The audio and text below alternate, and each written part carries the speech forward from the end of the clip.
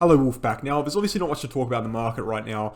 We've been a month of sideways consolidation here in this region from around 30 to 32.6k to around 28.5k. That's a given. We all know that. Again, almost a month of consolidation, about 3 weeks of consolidation there. We had a triangle formation, it broke to the upside. Nothing really happened because of it. And so we're just in this boring region in which everyone's kind of losing interest in the market, and that's fair enough. I would be too. However, we've got this altcoin trading platform here on Wolves Crypto VIP. Go ahead and click the join button to check out that, where you can take advantage of this sideways action in the market and trade the swings. If you're not interested in that, all you need to be doing is waiting here on Bitcoin, right? The two levels are quite clear. I've made them quite clear in my previous videos. I quickly go into it now. 32.6k is the upside level. That is determined by the range resistance, right? The local resistance in this range, as you can see on May 10th, we tested that region. We also went up and tested that region or close to that region on May 31st. And then if we bring up the volume profile, which is basically volume but horizontally, right? So it measures the historical trading volume on this chart. We'll just load that in here. You can see that well, not actually the POC, but the second POC is sitting at around 32.6k, which is, again, where that local range resistance is. So that very much is the upside level. And if we do break out of that upside level on a horizontal scale, we should be, triggering some sort of dead cat bounce scenario, through which we have discussed in the past. I'm not going to go into again. We've been into it too much. The dead cat bounce scenario is very much quite simple. It's what we did in 2014 and 2018. We bounce up to the 200-day SMA. The 200-day SMA is currently this green line. It's sitting at around 41.8k currently. And so if we do bounce up to that region, by the time we get there, it could be anywhere from, 38k to 40k. And that is definitely a possibility if we do break 32.6. But this is all stuff we've covered before in the past. It's going to be a short video, not too much new to cover. However, there is something that I want to cover that is quite interesting. Look at this. Massive descending wedge formation. In fact, a 6 month long descending wedge formation forming since November on the first retest for top. This was brought up by Miguel Crypto.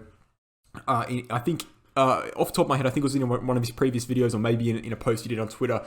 And I looked at it, I thought, that's very interesting, right? Now, this is obviously debatable. And if you look at different charts, for example, the Binance chart, it's a little bit more messy. This is the Bitstamp chart, where it's a little bit more clean. And so that could be seen as a point of criticism for the descending wedge formation. However, a descending wedge formation, by definition, is a formation in which you have one downtrending line and two downtrending lines, both of which converging towards each other in the shape of an ice cream cone, right? So a sideways ice cream cone kind of tilting downwards. That's a descending wedge. This is typically a bullish formation. That's why we're looking into it, because that goes against everything we've said in the past on this channel.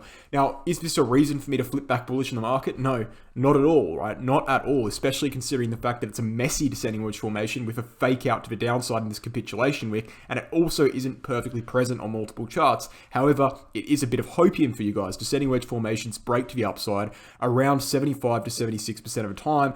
In bull market structures, in bear markets, I think it's around 68 to 69% of the time. And so that could be interesting to see. Now, what do we need to see to break this out to the upside? Well, we need to be seeing a swing upwards to around that 37k. Well, it's downtrending, so it's hard to tell. But if it was to be today, at this point, it would be at 37.6k. Now, this is interesting, right? Because if we bring up the 200-day SMA, we can see that the 200-day SMA is actually, wait for it to load in here for a second, or if we go back to the previous chart, we can see the 200-day SMA is actually downtrending quite rapidly towards where this wedge is converging, right? So if we do see that dead cat bounce, there is the possibility, again, it's a slim possibility, but there is a possibility that we bounce up on Bitcoin and this 200-day SMA somehow converges in close enough for us to fake out above it, touch it, reject off of it, fall back within the wedge, and possibly break below it, or just level out here and bottom out at the bottom side of the wedge, which would actually be where the 200-week SMA is. So quite confusing to talk about too much, but ultimately it doesn't really matter at this point. It's a little bit too early to say anything about it.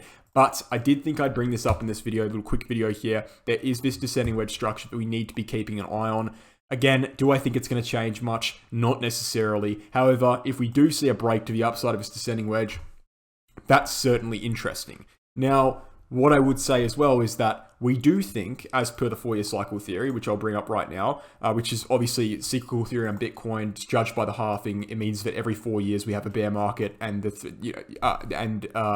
so basically we have a 4-year cycle. So 3 years of bear market, 1 year of bull market, judged by the halving, triggered by the halving, and we're currently in that 3 year of bear market stage with our first year of the bear market right now. And so this kind of predicts that the bear market bottom, generally speaking, is going to be on a 200-week SMA. Now, the 200-week SMA, as of current, current is sitting at 22k. What you'll notice about this descending wedge formation is that even if we go down to the bottom side of this wedge, we'll actually be testing the 200-week SMA depending on when we get there. So there is a chance that there's, no possibility of us breaking this wedge to the downside, or a very little possibility of us breaking this wedge to the downside ever, because we might actually bottom out on the Bitcoin macro bottom at the 200-week SMA within this wedge. And then once we test the downside and bottom out on the 200-week SMA, we could actually see a re-trigger to some sort of bullish price action via, after bottoming out on the 200, a breakout of this wedge to the upside, and then bullish price action might continue from there. Now, obviously, all of this is just wild speculation at this point, but regardless, I thought I'd point it out to you. Quick 5-minute video today. One more thing I do want to bring up quickly is that the weekly candle is closing in 19 hours. And as you guys would know, we've had 9 consecutive red weekly candle closes, which is extremely bad, right? Well, I don't know if it's bad, but it's definitely history making, because before this point, before this last few months here, we'd only ever seen, ever in the entire history of Bitcoin, 7 red weekly candles in a row. We've seen 9 here. Which just goes to show how strong the correlation between the traditional markets and Bitcoin is, because in the same period that Bitcoin has had 9 red weekly candles, the S&P 500 has had 8 red weekly candles. So that just goes to show the strong correlation there. And as of right now, we do have the potential to break that trend. We are just green on the weekly candle. We need to be closing that weekly candle in 19 hours above, I think, 29K, 29.1K, and we will be green. And if we close it like what we're seeing right now, we would actually be seeing an inverted hammer formation, which is a very bullish formation. It's actually a candlestick that represents a trend reversal. And so that's another piece of evidence supporting a little dead cat bounce up to the 200-day SMA, which I've talked about extensively on Bitcoin. I think that is very much, honestly, probably the more likely scenario here. A breakup above 32.6K to the 200-day SMA. Again, you'd want to be waiting for a breakout above 32.6K before you even react to that situation, because it's not confirmed unless you get that breakout. But yeah, it does look more likely that we'll see a dead cat bounce before going further down in this region. Usually when you see consolidation or major support, you see a bounce. All you need to do really is flip over the chart, right?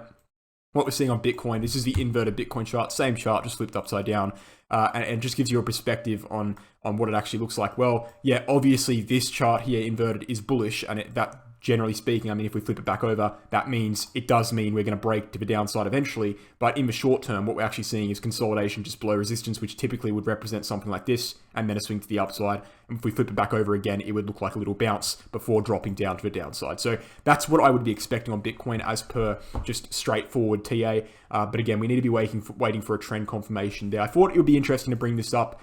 Strong descending wedge formation here on Bitcoin. Weekly candles closing in 19 hours. Quick little update there. Hopefully this boring price action leads to something very, very soon here. Let's see what happens. But before I end the video, let's talk about the BitGet Exchange. Now, the BitGet Exchange is an exchange that has the lowest fees in the cryptocurrency market exchange kind of competition here. Hundreds of exchanges out there. Binance, one of the biggest ones. BitGet is half of the fees of Binance, so insanely low fees. It's got an event on right now called I will go over here to this tab, and you can see it's called King's Cup Global Invitational, 200 BTC in rewards for trading there. And we've also got futures, which is the main component of this exchange, in my personal opinion. Again, lowest futures fees in the game. Also have systems in place to avoid scam wicks, which means you won't get flushed out of position. You won't get liquidated due to an error on the exchange's behalf, right? They have pretty advanced systems in place there, but are not in place even on the biggest exchanges like Binance and Coinbase.